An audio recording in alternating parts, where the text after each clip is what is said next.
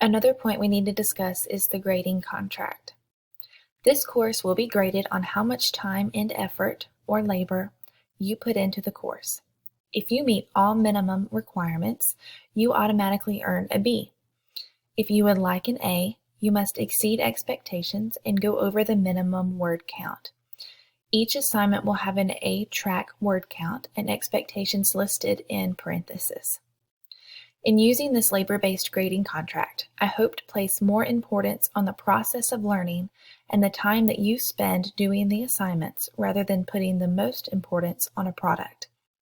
Because, let's be honest, you probably won't write another research essay for an English class unless you take World Lit or something.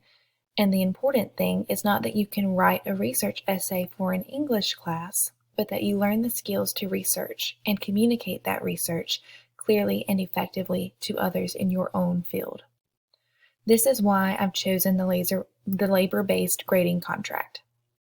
I hope that it takes the stress off of having to produce a perfect product and gives you the opportunity to have more control over the grade you'd like in this course and emphasize learning instead of producing a product. As I've stated to you in the syllabus, my main goal is to help you use this course as a framework to develop research and writing skills that easily transfer to your own field. You will always know where you stand in my class, and if you have any questions at all about your grade or the labor-based contract, please contact me. Now let's flip the screen and look at your syllabus.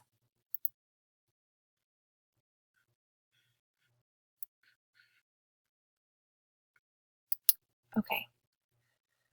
A labor-based grading contract requires you to be proactive. Please don't miss this. You have agency in determining your course standing. Since its focus is on labor as opposed to traditional measures of quality, you have to recognize how important your time and energy are to learning and your success in this class. You have to be self-disciplined. Procrastination doesn't work in this system. You also have to be motivated to choose what path of labor you want to produce for your desired course grade outcome. This should be a decision you make the first week of class. If you have any questions at all about the course contract, please see me right away. I want to help you succeed. Our labor-based grading contract is straightforward. You are allowed a certain number of late or incomplete tasks.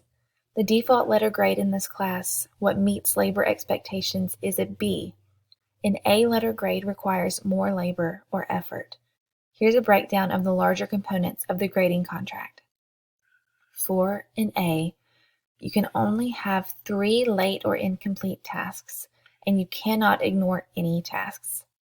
For a B, you can only have 4 late or incomplete tasks and 0 ignored tasks. Let me pause here and discuss the difference between an incomplete task and an ignored task. An incomplete task is a task that doesn't meet the minimum word count. It does not mean that there's no attempt whatsoever. That would be an ignored task. You agree to turn in properly and on time all work and assignments expected of you in the spirit they are assigned, which means you'll complete all of the labor instructions for each assignment. During the semester, you may, however, turn in a few assignments late. Late work is anything turned in after the due date or time due. So if a discussion post is due Tuesday at 11:59 p.m. and it was turned in at 12 a.m., that counts as late work. Likewise, if a discussion post asks for 200 words and there's only 150 words written, that counts as an incomplete. If you find yourself in a situation that you believe legitimately warrants submitting an assignment late, you must contact me at least 48 hours prior to the deadline and explain the situation in order to receive a short extension and credit. And there's more about that if you scroll down in the syllabus. We'll scroll back up. Ignored tasks. For the B letter grade and A letter grade, you agree not to ignore any work expected of you. This class values labor and gives you authority in deciding what labor you want to produce. Ignored work does not reflect the values of this class, so accumulating ignored work will keep you from meeting the B contract expectation. You can read the rest below. Like I said, everything will be very explicit and straightforward in this contract. You will never know, you will never not know whether the work that you are producing, what track it's for. For example, I will be very clear in stating this is what you need to do for an A, this is what you need to do for the B, and if you fail to do either of those things, it's automatically a C. And I'll let you know if you are on the D track or failing.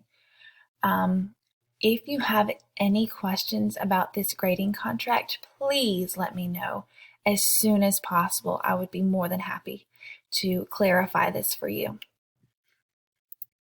I hope this has helped you understand the grading-based labor contract that we are doing this semester. And as I said before, if you have any questions at all, please let me know. I'll be more than happy to talk with you about it and to help clarify anything.